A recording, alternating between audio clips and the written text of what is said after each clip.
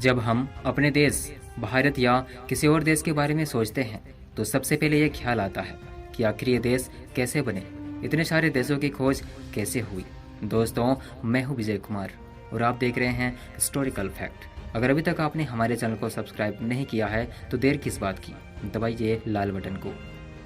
मानव जाति शुरुआत से ही खोज प्रवृत्ति की रही है, अपनी जरूरतों को पूरा करने और दूर दूर तक घूमना और उनके बारे में पता करना। शुरुआती में मानव अपने जीवन यापन के लिए रहने और खाने का ठिकाना ढूंढता था, लेकिन जैसे जैसे खाने और रहने का समाधान हो गया, मानव जाति ने देश दुनिया की खोज जारी कर दी। प्राचीन काल में विद्वानों ने ग्रह नक्षत्र आदि की खोज की। विश्व के मानचित्र पर आने से काफी पहले सभी देशों का अस्तित्व था, लेकिन उस समय किसी को विश्व के दूसरे देशों के बारे में पता नहीं था। दूसरे देशों के सिलसिले में विश्व के काफी साहसिक नाविक ने हजारों लाखों किलोमीटर तक नौका यात्रा करके दूसरे देशों की खोज शुरू कर दी और देशों की खोज करके उनके बारे में दुनिया को बताया और दूसरे देशों को जोड़ने का काम किया, उन्हें विश्व के मानचित्र पर लाने का कार्य किया। ऐसे में सवाल उठता है कि आखिर भारत की खोज किसने की होगी, किसने हमारे देश को दुनिया के अन्य देशों से जोड़ा और विश्व के मानचित्र में शामिल किया। भारत का इतिहास काफ़ी पुराना है, लेकिन दुनिया को भारत के बारे में पता चला वर्ष 1498 ईस्वी में।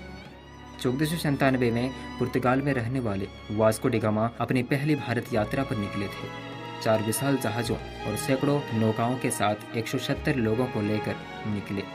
वास्को डी गामा को भारत पहुंचने में करीब 11 महीने समय लग गए। इसी के साथ वास्को डी गामा ने यूरोप से भारत पहुंचने का समुद्री रास्ता खोज लिया था।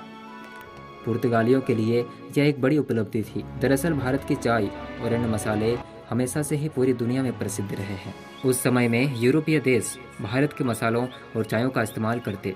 भारत के ये सामान अरब देशों से होते हुए यूरोप पहुंचता था। अरब देशों ने यूरोपीय देशों को कभी नहीं बताया कि यह सामान कहां से आता है। अरबियों के लिए ये कमाई का एक बड़ा जरिया था।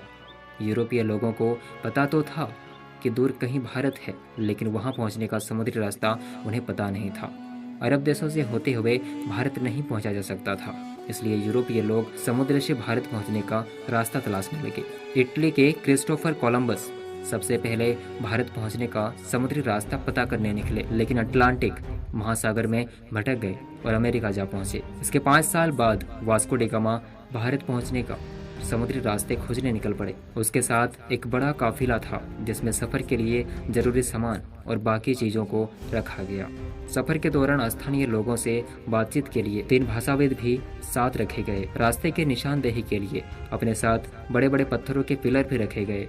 वास्को डी गामा एक बेहतरीन कप्तान था, उन्हें समुद्री रास्तों की बढ़िया जानकारी थी। 26 जुलाई को वास्को डी गामा का काफिला सैंटियागो पहुंच गया। यहाँ 1 हफ्ते आराम किया। महीनों तक सफर जारी रहा और नवंबर में कैप ऑफ गुड होप से होते हुए काफिला हिंद महासागर में दाखिल हुआ। इतने लंबे और थका देने वाला सफर में उनके कई साथी बीमार भी पड़ गए, कई मारे गए और उनका खाने का सामान भी खत्म होने लगा था। इसको देखते हुए वास्को डी गामा ने मोजाम्बिक में रुकने का फैसला किया। यहाँ नावों की मरम्मत भी की गई और खाने का सामान इकट्ठा किया गया। कहा जाता है मोजाम्बिक के सुल्तान को उन्होंने कई बेशकीमती तोहफे दिए, जिसके बदले सुल्तान ने उन्हें 2 नाविक दिए। उन्हें भारत तक के समुद्री रास्तों की जानकारी थी। अप्रैल का काफिला केन्या पहुंच चुका था।